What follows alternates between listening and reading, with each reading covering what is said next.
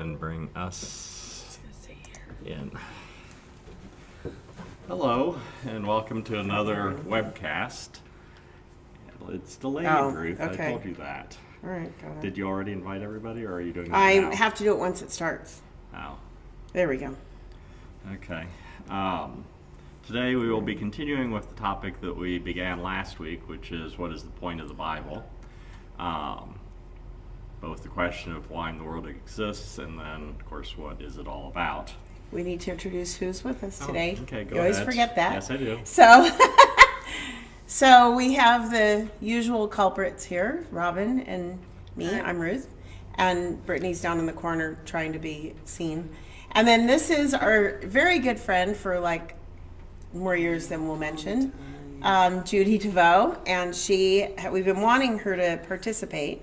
So anyway, so she's here now and she's going to participate in our topic for today. She didn't manage to go out of town this weekend. Or run away from us. She Next tries month, though. to. Next month. She Next loves month. Cambria. She does. So, why is the Bible? And we talked about that some last week, because the interesting question, or why it's a question, is through most of human history there was no Bible. And even for most of church history, from a practical standpoint, there was no Bible because people couldn't get a hold of it. It was too expensive before the advent of the printing press.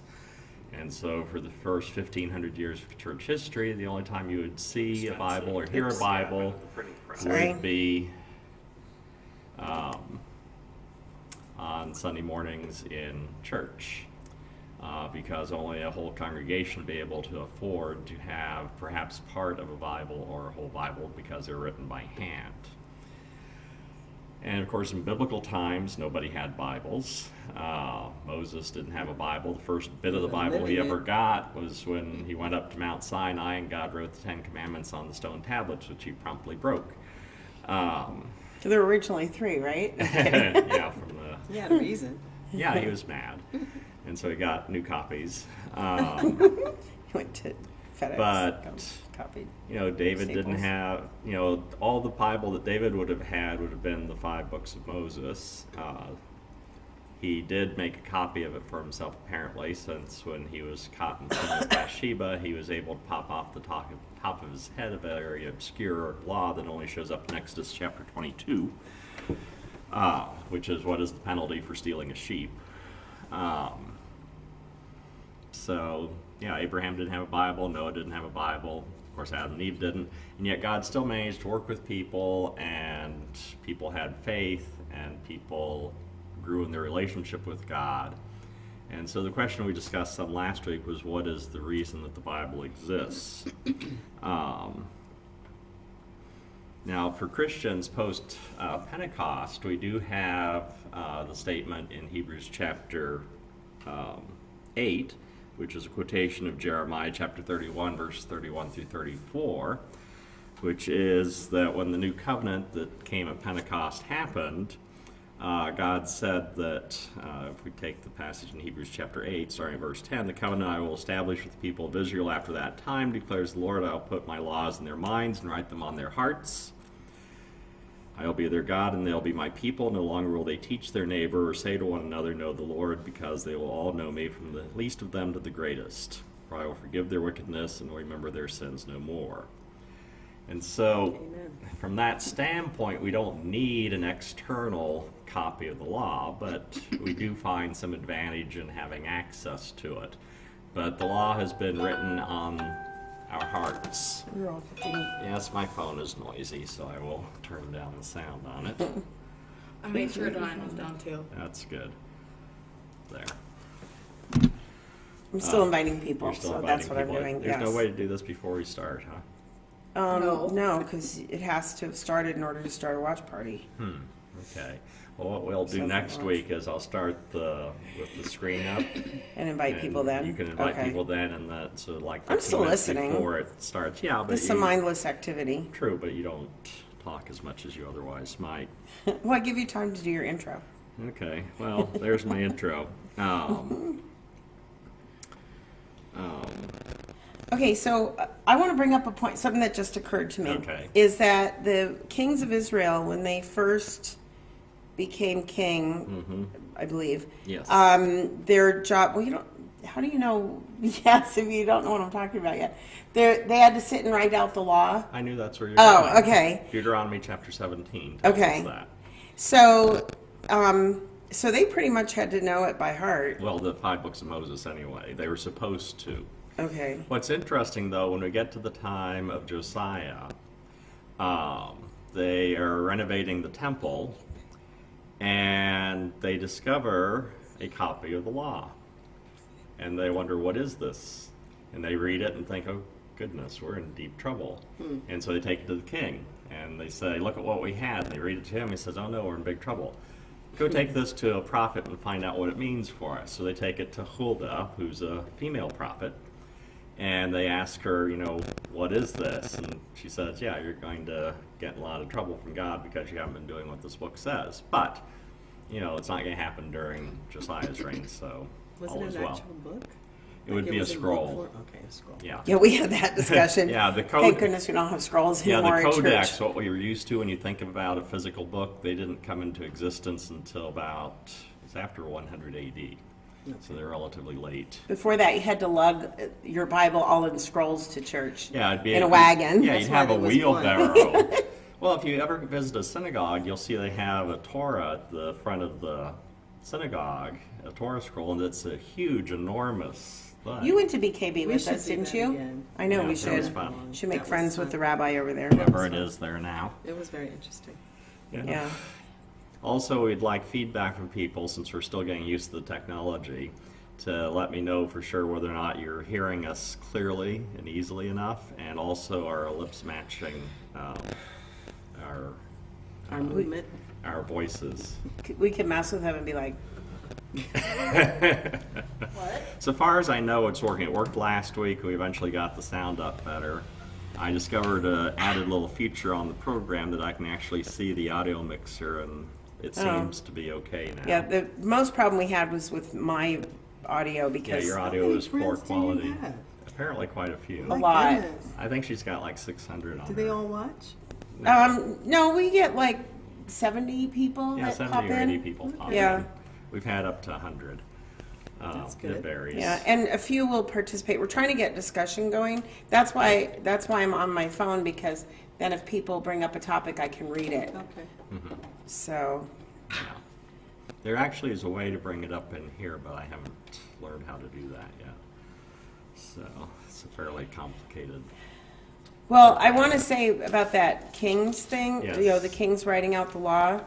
I think it would be a good idea, and it's not a political statement, I'm just saying for any president, once they're, They should write out the Constitution. while they're a president-elect, before they're inaugurated, that they sit down and handwrite out the Constitution, so that they've To thoroughly remind read it and themselves. understand it right. And It's short. yeah, and I think that would be a valuable exercise for any president to do that. Yeah. It wouldn't take as much time as writing out the entire 5 books of Moses. Yeah. No, wait. No. No, that's a good idea. The only king that we know for sure apparently did that based on what he said would be David. Although the law of what the king was supposed to do in Deuteronomy 17 was that all the kings were supposed to do this for themselves. But of course, people in general are not very good about doing what they're supposed to do. Just invited Samantha. I just go down my list. Yeah, you're Samantha. She's sleeping. Oh. So Well, she was. Wake up, I Sam. don't know if she was sleeping. it's useful to know the Bible. One of the things that's interesting is that, and surprises people, is that even Satan knows the Bible pretty well. In his temptations of Jesus, he quotes the Bible, and then Jesus will react to him by quoting other portions of the Bible back to him to correct Satan's misinterpretation of things. And what's particularly interesting is Satan accepts that reinterpretation from Jesus. So apparently Satan takes the Bible seriously. People wonder, what is the theology of Satan? It's remarkably orthodox. He knows there's only one God he can count.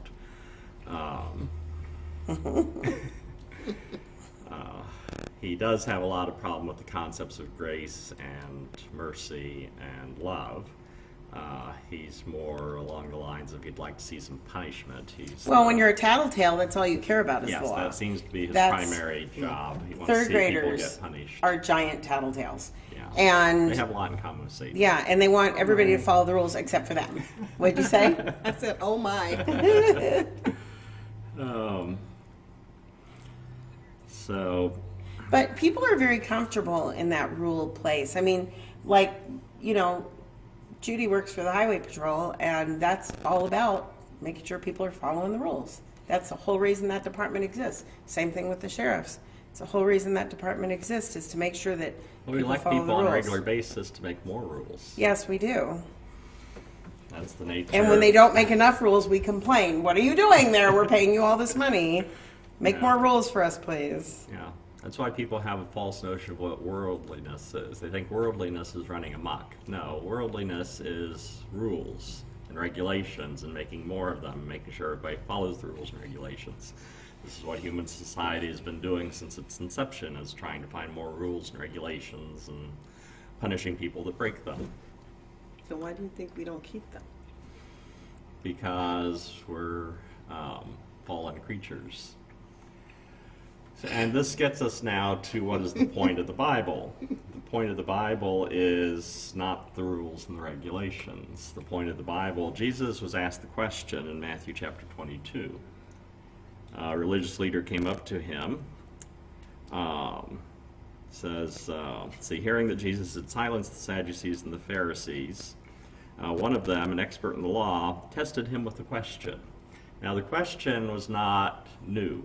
It was a question that the rabbis had dealt with, and actually the answer to the question is the same one that Jesus comes up with. That is, if you look through Jewish writings, you'll see they say the same thing, which is, his response to the question was, what is the greatest commandment in the law? And Jesus replied, love the Lord your God with all your heart, with all your soul, and with all your mind. This is the first and greatest commandment.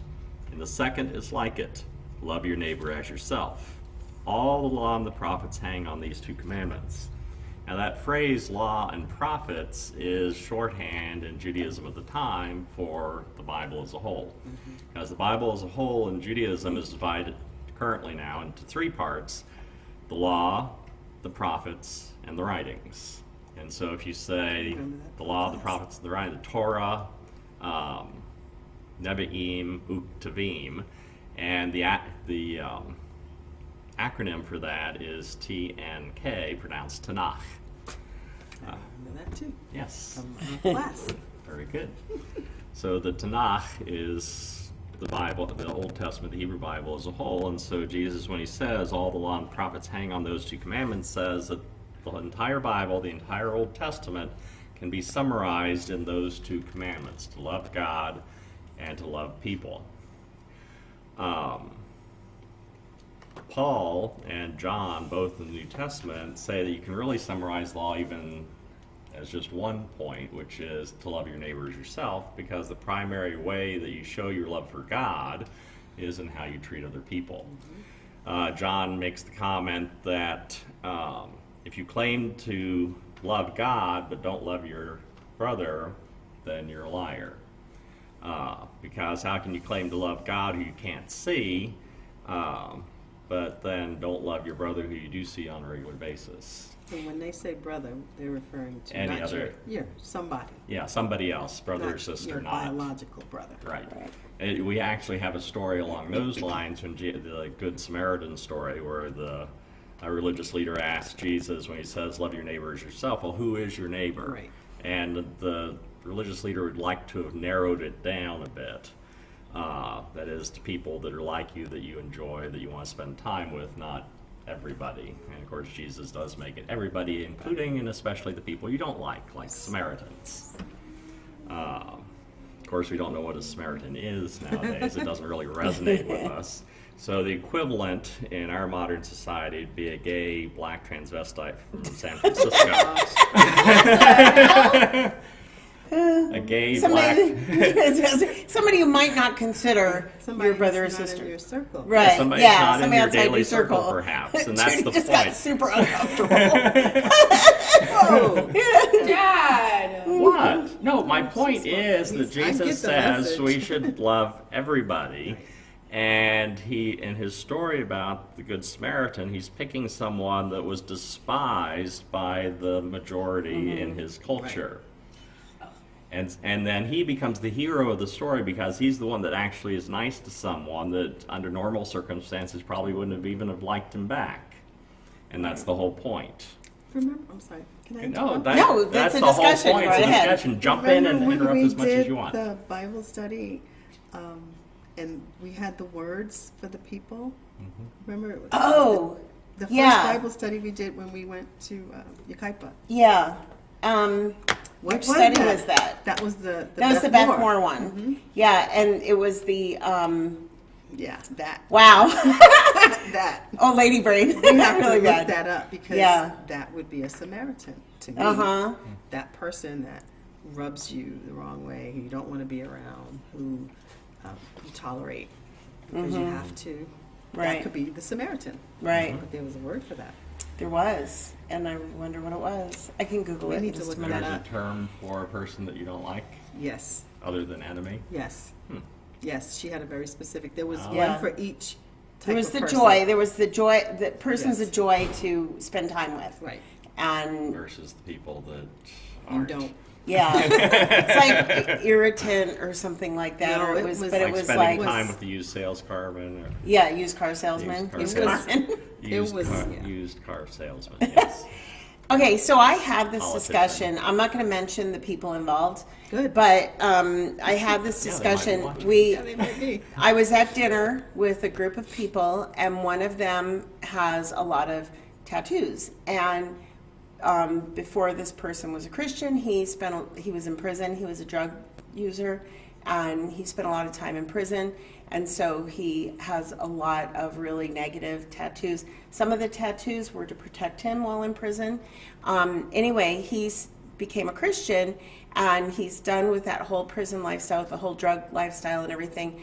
And this person was being really critical of the fact he had gotten more tattoos. Well, he had gotten faith-based tattoos so that he could share the gospel with people. And he started on his left arm for several different reasons, but on his right arm, he still has a lot of and he's got stuff like on his neck and stuff like that, but because it's his arms, I was comparing his arms. But his left arm has like the Lion of Judah, Lamb of God. He's going to have something in Hebrew printed on his wrist. I said, make sure that my husband reads it for you, so it doesn't. You don't Might have to be be saying something You else. don't Yeah, want to say Ariana. chicken barbecue. Yeah, exactly. So, or I'm a stupid donkey. That's an Or old worse. old Reading joke, yeah. Yeah. So anyway, but part of it was to get rid of the name of an ex, and also to get rid of identifying tattoos. Identified him with a particular group of people that he didn't want to be identified with anymore. And so it's interesting because he was recently in a restaurant, not when I was with him, but and the server asked about his tattoos. He was able to share the gospel. And like somebody like Robin, by comparison, would not probably be able to share with those people because I'm a he, pencil neck geek. yes, that's what I said. I go, well, my husband's a pencil neck geek, and he couldn't reach people like that. I mean, not that he couldn't talk to them, but the people are less likely to approach him and be like, wow, I really like your UCLA Bruins shirt. Can you tell me about Jesus? You know? So, but Yeah. went up to this person and was, because tattoos are really about talking and telling a story. And so he was able to talk about his past life, his old life, and his new life. But very the issue that this Christian person had with his tattoos is that there is one place in Leviticus where it talks about I just not read it. tattooing, not cutting, and not I just tattooing. read it. Yep. Oh, and man. I pointed out to this Really? person, I can't tell you who the people are. We're keeping this no names. Yes, we're on public. Yeah. Yes. Okay. I didn't see Go a eat your word. food. So anyway, So anyway, this particular Christian person does not like tattoos, and I have to say I don't really care for them either. So I'm not a tattoo person. Not that I don't like people that have tattoos, but I'm not, like, people show me their tattoos, I'm like, okay, you did that. I look I'm at not- it from an art perspective now. Okay. Instead of looking at it as, oh, that's a tattoo. Oh, look at my tattoo. I look at it as art, and then I can appreciate it Okay. more. And then the person who's showing it to me appreciates that I appreciate it. Okay. Instead of saying, oh, Yeah, well, people know I don't like tattoos. So, although my big reaction is, didn't that hurt? And which one hurt the worst? I'm always more interested in the pain practical. part of it, yes. Practical issues. So, but anyway, this person didn't like the fact that he was getting more tattoos and was totally unwilling to listen to the background behind it. And I pointed out to this person that it's not about the rules, whether you have tattoos or not. stiff-necked people. Yes. And I said, yeah. And, well, it's true. When you have a stiff neck, you're grumpy. Yep. You can't look around you. You can't have an open Yeah, your perspective viewpoint. is limited. It's like this. Your perspective is Or you limited, turn, and you're grouchy because your neck you know. hurts. Yeah, and somebody else has to drive for you. So, but anyway, I point out to this person that it's the law. The law and the prophets hang on loving God and loving people, and it really does not matter. Even if he had added more negative tattoos, it still doesn't matter because we have to love him, and not and he is trying to love and reach out to people that are similar to him. And so, in a sense, he was kind of our Samaritan in that respect. Not that I don't like him, because I do like him as a person, but just in that respect, because it's outside my circle of, comfort. yeah, I guess I'm getting more comfortable with it. I mean, I won't do it, but More accepting. yeah. So, but it's like not the usual kind of people that I have running in my circle.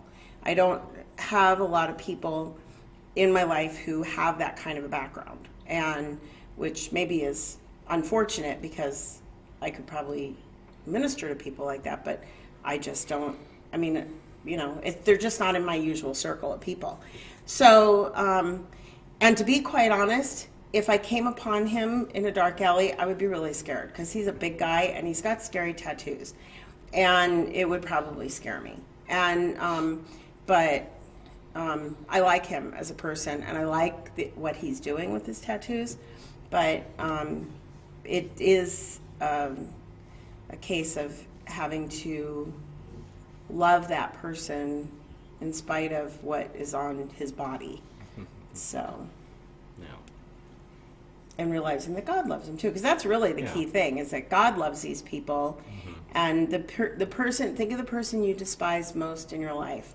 Jesus died for that person. Yeah, well, that's the important thing to understand, is that Paul makes this quite clear in Romans chapter 5, that it was while we were still God's enemies that he showed his love to us and died for us. That you might be willing to die for someone you care about, for someone that's really an outstanding, wonderful human being. And Paul says, would you do that for someone that you despise, that you don't like? Well, that's what God did. So that's remarkable. It is remarkable. I like the fact that he liked me when I You didn't didn't even like know you. who- You I were didn't his I didn't enemy. even know who he Yeah. was. Yeah, He still liked cared me. about you. Yeah. He was pursuing me. Caught me. Yeah. Yeah. Because there's no prerequisites from God's perspective. That is, we, as far as human beings, our ability to love unconditionally is limited. The best that we manage to do that is with our children. We generally will love our children pretty much unconditionally, but other human beings not so much. It's That harder. is- yeah, it's a lot harder. That is, if every time you hard to love your approach children someone, unconditionally, they are too. mean to you, eventually you'll stop. It's hard to love your children unconditionally. as well. Uh-huh. Yeah, it is. But at least we do that better than we do with other people usually. As if, if you were mean to me every time I saw you, Right. I would stop. You wouldn't hang out I around would me. not. I I wouldn't would be sitting avoid here. you. You would not be sitting here. Well, you'd be down there. We'd You'd be over there. push Judy out of the booth.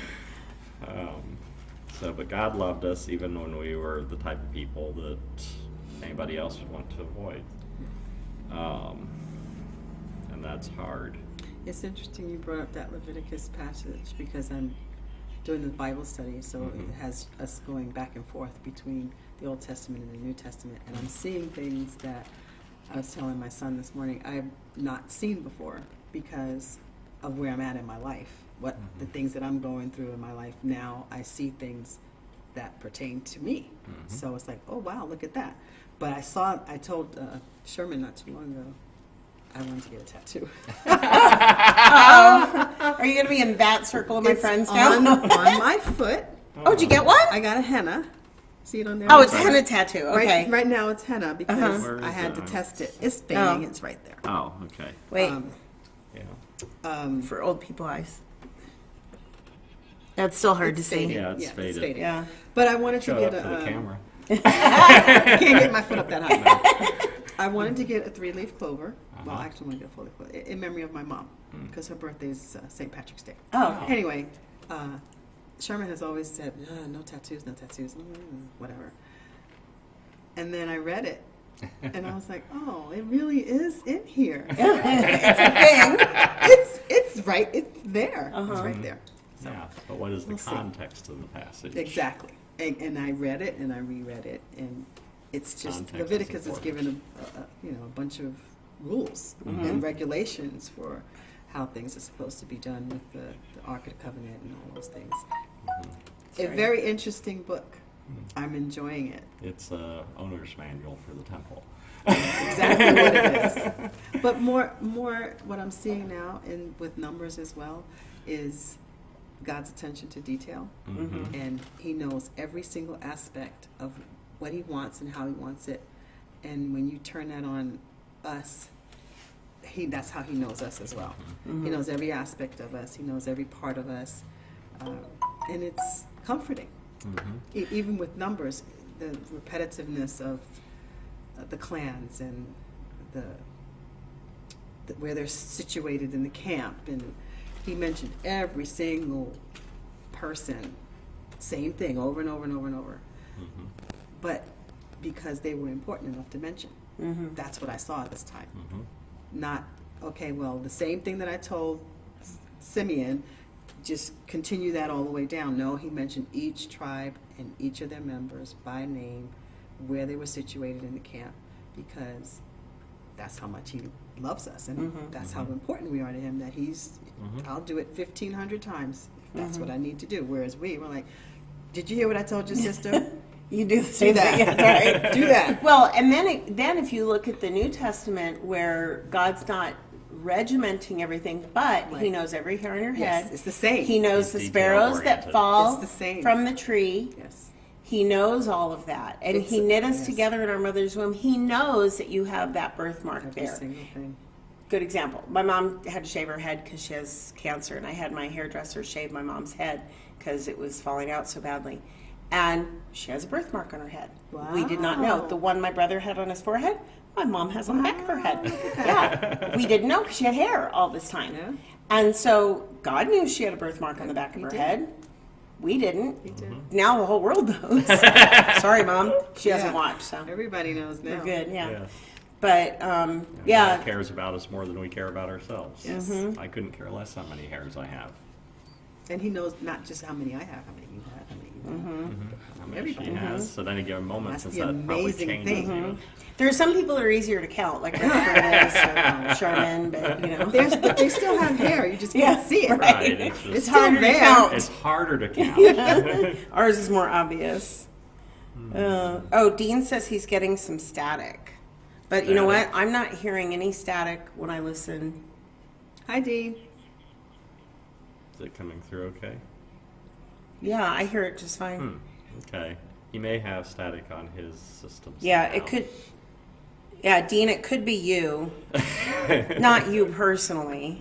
It could be something on your end because we're not hearing it when I listen to the earbuds. So we're listening to a separate computer that is receiving the signal, not to the computer that we're working from. So, Yeah.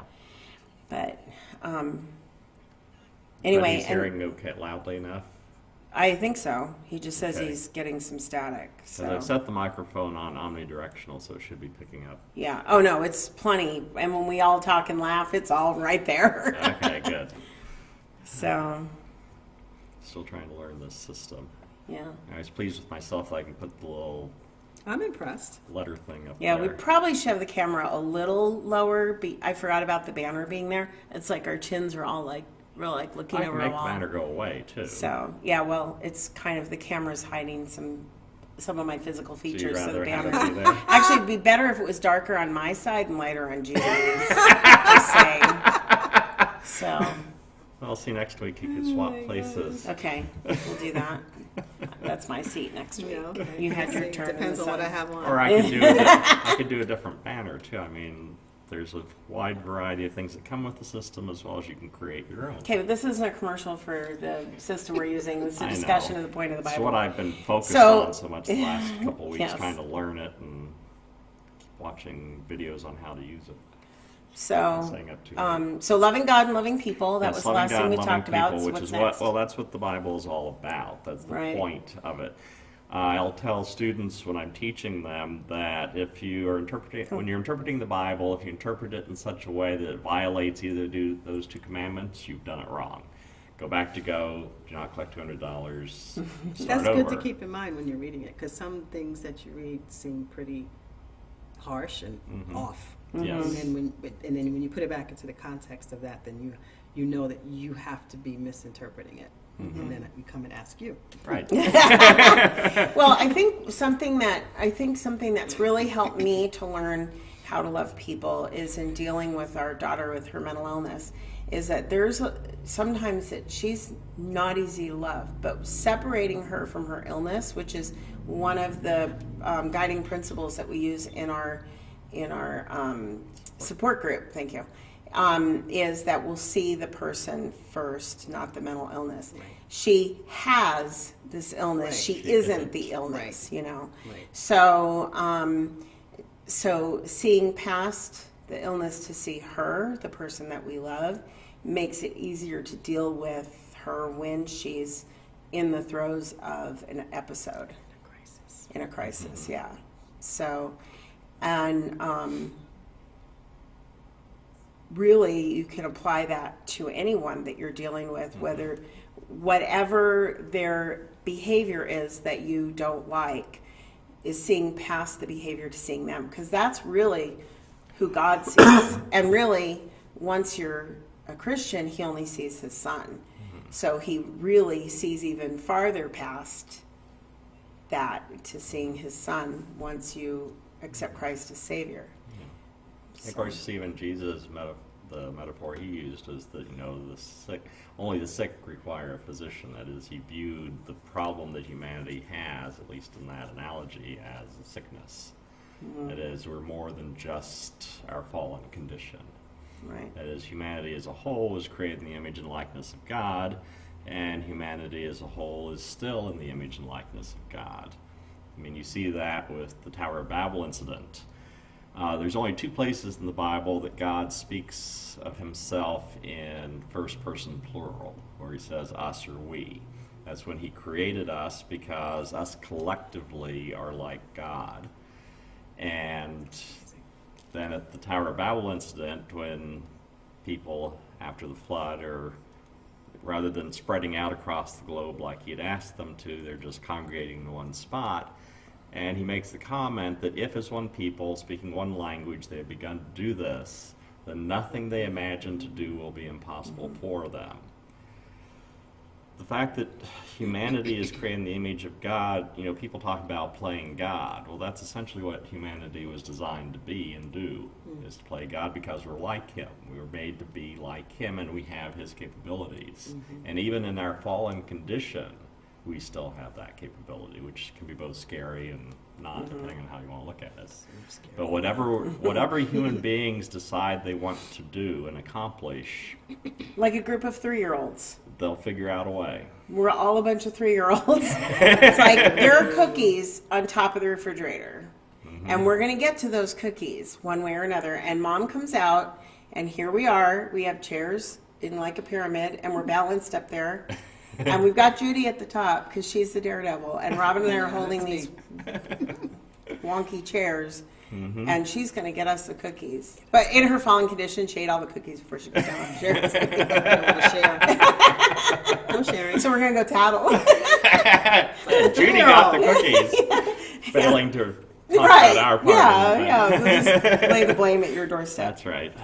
So, my cousin Steve said they were getting the static too, but now it's gone. So I don't know what that was about. That could be Because they something live in in very the different internet areas. too. Okay.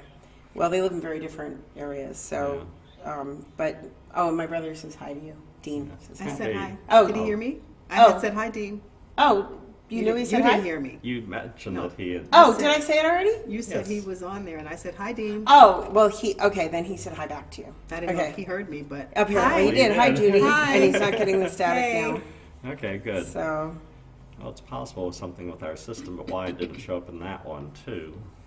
yeah. I don't know. Don't know, because Interesting. I'm not hearing any, I haven't been hearing any static, but hearing it delayed, I had to take it out of my ear because it's distracting. Yes, it is distracting. Yeah. Well, even last week when we had you on a call-in, Uh-huh.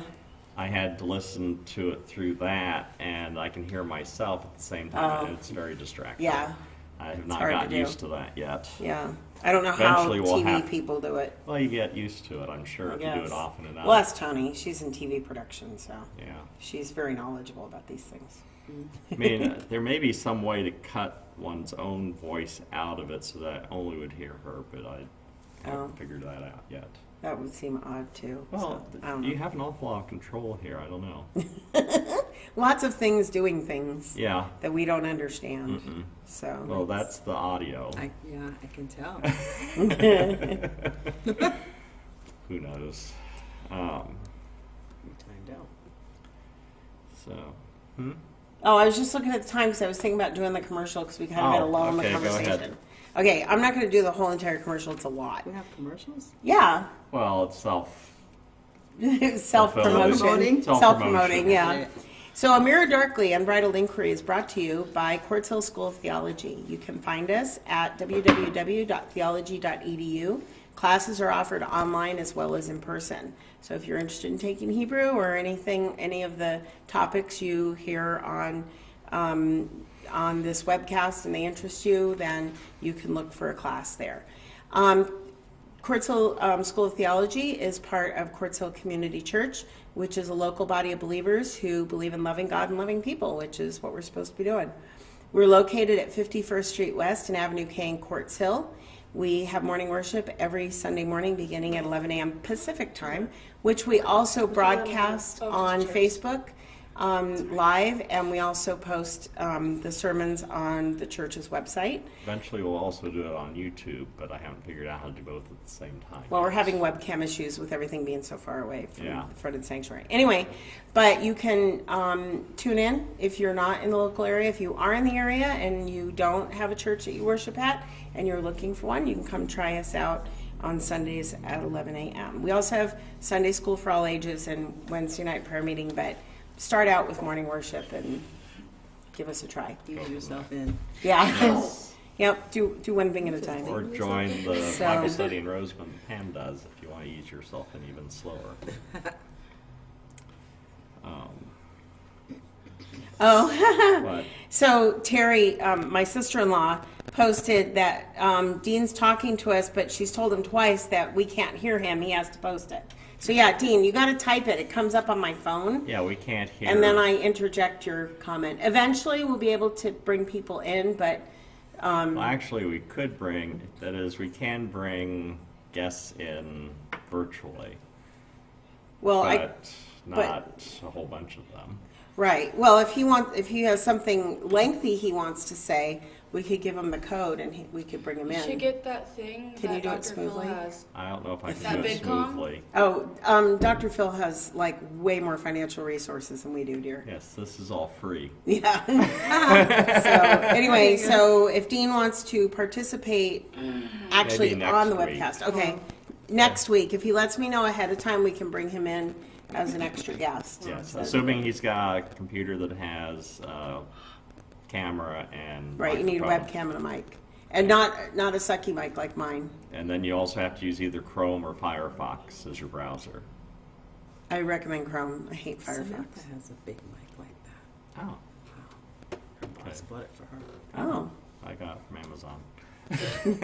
Maybe where he got it from, but Could be. Yeah. He Well, bought this it for is just, a lot of YouTubers use this particular yeah, microphone. she's a YouTuber and gamer. Yeah, this is very Yeah. popular. It's a good So, microphone. but oh, reviews he has are no right. camera or mic. So Oh. Dean goes, if I yell loud enough. Well, you're in Texas. Although our family is known for being quite loud. So let me see. It'll take a Oh, I hear while, though. something. It'll be delayed. Yeah. 700 it only goes 700 miles an hour or so at sea level. So Oh, okay. sound travels. Okay. So just type it in, Dean, and I'll read it on the air. So it takes a couple hours for his voice to get to us. Okay, enough science. Sorry. Let's go. That was a different topic. Let's go back to the Bible. That was a completely different topic. Well, that's part of the fun of something like this, is going off topic. If it's useful. It's useful. Buddy trails are fun. Okay. Um, So, one of you brought up the question of why is it as human beings do we like rules so much? Oh. What is it that attracts us to it? One would guess that it's partially associated with the fall. When you go back to Genesis chapter 3, when Eve is tempted by the serpent, she believes what the serpent says because he casts enough doubt on God's goodness. That is, Reasonable doubt. she decides that perhaps God is holding back something good from her. And of course, that's something that human beings now suffer from, is the tendency to think that, okay, I love myself, I'm not sure if anybody else does. And we operate accordingly, sadly enough. And we have the same feeling towards God. As we hear, okay, God loves me. Well, that's fine. But then inside, we still always have a doubt if he really intends what's best for us always. That's why it's so hard to trust God or pretty much anyone. Now, what she ended up doing is eating from the tree of the knowledge of good and evil. In popular Christian thinking, we focus a lot on the evil aspect of it. That is, we weren't supposed to know about sin. Sin is bad, we should avoid sin. What you have to remember, it's the tree of the knowledge of good and evil, and we weren't supposed to know about either thing. That is, we weren't supposed to know about goodness any more than we were supposed to know about badness. Dietrich Bonhoeffer, in his book Ethics, spends some time talking about this, that what happens now as a consequence is that we judge everything according to those criteria. We can't help it. We just automatically think of things as being good or bad, and that's our motivation. It's why we do what we do. And so it's part of our nature now, because we've made it part of our nature by eating from that stupid tree. And that's part of the reason why we are the way we are and why rules are so critical to us, because that's the way we think now. We think in a way that God never intended us to think. We were supposed to simply do for each other. That is, love would have been all that we would have been motivated by. It's all we would have thought about. We would only think in terms of what is going to make this person happy. What can I do for you? How can I help you? And if everybody's doing that for everybody else, everybody's always quite happy. Like the Beatles song, All You Need Is Love. I'm not going to sing it. But, I sang it today. oh, did you? It was on my Pandora. Oh, do you want to Okay. No. regale No. us? No. No. With your vocal stylings? No? But, yeah, it's practically impossible. I mean, when you think in terms, people talk about the deserving poor, when they think in terms of doing things for people that are suffering. That is, do they deserve it? That wouldn't have been a question before the fall. We wouldn't think in those terms. Right. We would just think, oh, they need something here. Right. But, And actually, I ran across that one time. I was telling someone about, we do Angel Tree every year. And I was explaining to this person what Angel Tree was, and that we, the members of the church bring gifts for children whose parents are incarcerated. And the parent tells what gift they would like for their child to have. There's a money limit on it. And then we purchase the gift, we wrap it, but it's from their parent. And this person was like, well, why would you do something nice for someone that committed a crime? And it's like totally missing the point. Besides the fact that they have had exposure to prison fellowship, which was started by Chuck Colson from the Watergate days. And and they have a whole ministry within the prison system, and this is just one branch of it, where their children can be cared for when the parent is incarcerated. And I just thought it was an interesting, and they even prefaced it with, well, I love God and everything, but why would we be giving Go back things to the passage in John about loving your brother. Yeah, so, and I was a little befuddled. Well, we're not buying it for the prisoners, we're buying it for their children. Right. Right. That's the first Right. thing. But almost The like second it's, thing is everybody that's in prison is not committed a crime. right. True, too. That's the other thing that we must keep that in mind. Mm-hmm. That's exactly correct. So we do it because we love people, Right. Exactly. and it's a ministry for Right. us to share that love with people and their children. Mm-hmm. Because that person in jail, most of the times, like, we'll get mail back from them thanking us Mm-hmm. for doing that for their children, and that can make a difference in their salvation. Mm-hmm. Yeah. Because one of the things that Paul points out in his letters is that as Christians, our enemies are not the people around us. Our enemies are spiritual. Okay, so Holly brought up a question. She says, is that then our free will people talk about? Okay, I'm not sure what she means. Free will is something that is apart from our fallen nature. It is the fact that we can make choices, the fact that one of the things, this will sound odd initially until you stop and think about it. Dandy's daughter Kayla pointed this out many years ago, that freedom is the most important thing from God's perspective.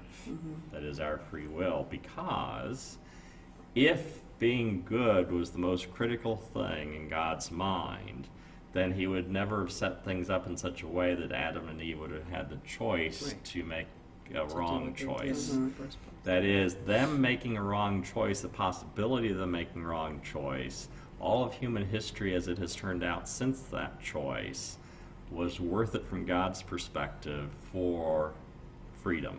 That is, freedom is more important than being good. Right. And that's a little bit difficult for some people to wrap their heads around. That is, again, as human beings, we think in terms of good, bad. We want to be good, and you keep focusing on making everything good. And that really was not the most important thing from God's perspective. Right. It's become the most important thing from our perspective as human beings, but that's a flaw. Yeah. It's a bug, not a feature. So, she was good. saying with regard to the fall, she said perfect answer, thank you. Yeah. So, well, and I was thinking about it, we just got a robot vacuum cleaner for the church, and So that we don't have to vacuum anymore. We can right, do it she all. does not have, She her name spent is 10 Hazel. hours yesterday vacuuming. Really? Yeah. Did she do the whole building? Uh-huh. Yeah. Well, 50% of it, according to the good. map. She's learning it. She's learning the building. But she's a new employee, so she's not great at Yeah, it we've yet. only but had her she's since learning. Wednesday, but And she's she has doing a this good little job. bag inside of her. But she has no free will. She has no choice but to vacuum. She doesn't. If we walked in one day and we'd be like, "Oh, look at all the popcorn on the floor of the church. What happened to Hazel?" And Hazel just said, "Well, I didn't feel like vacuuming today." It's like, "Well, sorry, Hazel. You're a robot. You have to Gotta vacuum." do what we say. That's right. Yeah. Or See, that, slave. one of the things that we'd like to do, or humanity as a whole would like to go, or at least some segment of humanity would like to do, is to create artificial intelligence where it is sentient. Well, the problem with that, though, is once you'll know that you have a sentient being, that you create a sentient being when it says, "No, I want to go play a game instead." So is that going to be useful? Yeah. We 'Cause have enough sentient beings. I don't want her to tell me that I'm not going to vacuum today. It's No, nice that that she wouldn't be spent good. 10 and a half hours vacuuming and I didn't have to. That's as it should be. Yeah. That's what machines are for. Take her home with me. Yeah, if she's missing now, we know who. We've got Judy on tape on the internet permanently forever, saying she's going to steal her. Yeah. So, but yeah, we have enough sentient beings. We don't need more of them. We shouldn't Yeah. manufacture. There may be them, some probably. value to it, but I mean, expert systems are useful, but I'm not sure if we want sentience sometimes. I mean, look how well it turned out for God. I know, right? God, we're already God. That was good. I mean, if God couldn't get it to turn out right, Couldn't or didn't want to well, make sure it turned out right. He made the choice to give us the choice. One of the questions people have, can God do anything? I mean, it's fiction, but if you watch the movie Bruce Almighty, one of the things that the character played by God, played by Morgan Freeman. tells Bruce is that, you know, you can't make someone love you. God can't force certain things. There are limits to what God can do. I think that would be a good example of that. But even for humanity as a whole, he did not force Adam and Eve to make the right choice. He chose not to. He left them. He left Make them. their own choice. Yeah. Well, and I was thinking about it the other He day. limits himself. I was thinking about it the other day. This game that I play has a fortune teller in it that tells you, like, how easy or hard it's going to be for you to find certain things in the game. And it's just basically telling you if it's going to be harder, like if you forage for something to find what you want. But anyway, I was thinking about fortune tellers like in real life, assuming that a fortune teller really can see the future. By going to a fortune teller, and I think this is one of the reasons why God opposes in Scripture, it talks about not seeking out, fortune tellers and seers and stuff, is because it takes away some of your free will. If I tell you, oh, okay, I know that when you drive out of here today, I'm driving, but I know when you drive out of here today that a semi is going to come along and smash you flat. Well, now you're not driving anywhere. I just took away some of your free will. So that's why I think that's why God doesn't want us seeking out that kind of information, assuming it was even true. Assuming it was even true, but yeah, it would limit your free will if you know what tomorrow is going to be. I mean, what's the fun of watching a basal game if you know how it's going to turn out? And Okay, sometimes I do that, though. I'll record my basketball game, and I only watch it if I know they won. You don't want the stress, huh? That's too They funny. lost. I don't need to see it. If they won, you want to see how they did it? The Dodgers lost last night after Yes. however many innings, I'm sorry. 5-4. He's having trouble with his MLB Live, too. So. Yeah, it's not working. Okay, so Terry asked, please explain, quote, God has limits, end quote, in more depth. Okay. Well, he has some of the limits are self-inflicted, as he chooses to limit himself. For instance, in what he did with Adam and Eve. But also, he has limits in the sense of just the nature of his own nature. He can't violate his own nature, I don't think. That is, he can't suddenly become an evil deity. That's not who he is. If you think in terms of characters that you see on TV or movies or reading a book, there are certain things that you know this character can do and things that they can't do. But more than that, if you think in terms of reality as a whole, like 2 + 2 = 4, God can't make that equal 72. 2 + 2 is 4. He's limited in that sense. Oh, 2 + 2 is 4? I didn't know that. That's why you're sitting But over the other there. thing, if you look at Jeremiah chapters 32, 33, somewhere along in there, he tells the prophet, he's speaking through the prophet Jeremiah, he says that if you can alter the physical laws of nature, that is, if you can change when the sun and moon come up and set, if you can change the seasons, only then would you be able to change or eliminate the covenant between God and Israel. That is, when God makes a covenant, he doesn't break it. When God makes a promise, he won't break it.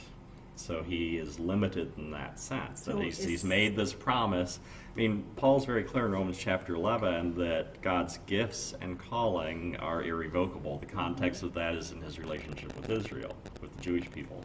That he's made this relationship, he's established this covenant.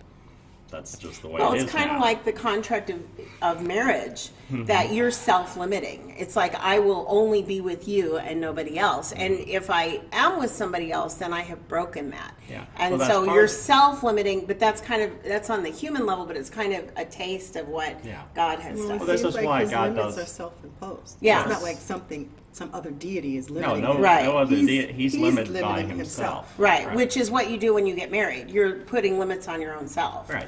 Yeah, I can't just sleep with anybody I want. Not that he's Because Not there's that that anybody many else would cats. want to, but oh, come on, Ruth. I told him you were you were I have single a for a shoe, long don't make time me before use I it. met you.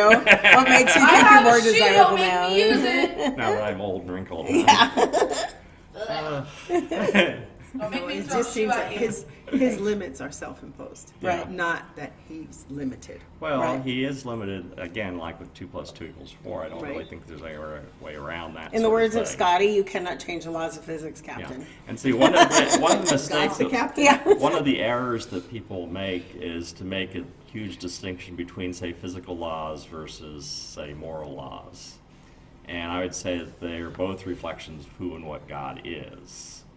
When you think in terms of the miracles in the Bible, it's not that God is violating natural laws, just to put it in a weird way. He's more technologically advanced than we are.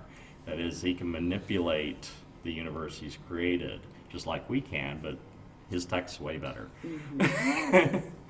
That is, we can now raise people from the dead, assuming they haven't been dead for more than about 5 minutes. Right. So Okay. that's a big step. We Yes. can virgin birth is pretty This is easy true. nowadays. It wasn't Yes. very easy back in the Yes. first century. Yes. So Okay, so Terry said, I'm so lost. I feel like God can do anything he wants, but he will not force us to do anything, such as accept his son. Well, and then Holly said, Terry, that's how I understand it. But then there's the age-old question, which I asked an episode or two ago. Yes. Can God make a rock so big that he can't lift it? yeah, and see I the remember problem. you saying that. Yeah, well, the problem with that question is that it's a semantic thing. It's not a real question. I mean, the joke is that God was making hell for people to ask that kind of question. But the reality, Oops. but the My bad. reality is, it's along the lines of somebody asked the question: what happens when an irresistible force meets an unmovable object? Well, you're playing word games. That is, if something is irresistible, by definition, it can't be resisted. If something Right. is unmovable, by definition, it can't be moved. Both things can't be true at the same time. God is only able to do things that are consistent with who and what he is. And the universe as it is a reflection of who and what he is. And so it's constrained in the same sense that God is constrained. That is, God is not evil, therefore he doesn't do evil things, and is not really capable of doing evil things then. I mean, you have the statement made in the Bible that God is not a man that he should lie. That is, he doesn't lie. Now, of course, how you define lie is important because we tend to define it a little bit too narrowly. Yeah, like we learned in Sunday school. We talked about this in Yes. Sunday school last Sunday. Well, playing games. Right. That is, games by their nature are a pack of lies. That is, the quarterback does not telegraph to the opposing team what he is going to be doing. Mm-hmm. In fact, he'd be a very bad quarterback if he did that. If you're playing poker, you don't let the other person know what your hand is. You're a very bad poker player if you Or you have a really do bad that. poker face. Yeah, exactly. Face. If you're fighting a war, you do not let the enemy know what you're about to do. In fact, you try to mislead the enemy. That's the whole point.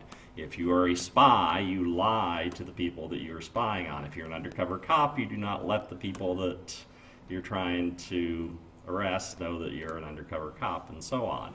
And we don't think in terms of those things being lies, but from a technical standpoint, you're telling untruths. And biblically, lie is something much narrower than that, because you have God telling Moses, when you go to Pharaoh, tell him you only want to go away for 3 days to worship me. That was the consistent story that Moses told Pharaoh all the way through, despite Pharaoh being suspicious and thinking, I'm not sure I believe this story. But Moses kept consistently saying that, even though Moses knew that the whole point was to escape slavery in Egypt forever. And God knew that's what it was all about. When Saul is going to anoint David as king, or when Samuel is going to anoint David as king, Samuel tells God, look, if I go to do that, Saul's going to know what I'm doing. He's going to be mad at me. He's going to kill me. And God said, tell Saul that you're going down to Bethlehem to perform sacrifices. That's not classified as a lie from God's perspective. If you have Jewish people that you're hiding in the basement from the Nazis, do not tell the Nazis that that's what you're doing. Yeah. You do not have to tell the truth. Right. Will not go well for you or the Jewish people Exactly. that you're hiding. So, so hopefully that answered your question. We did go into this more in depth in previous episodes. So if you go through the Mirror Darkly page, you'll see the previous episodes and you can find it in there. And so. we may talk about this stuff again later.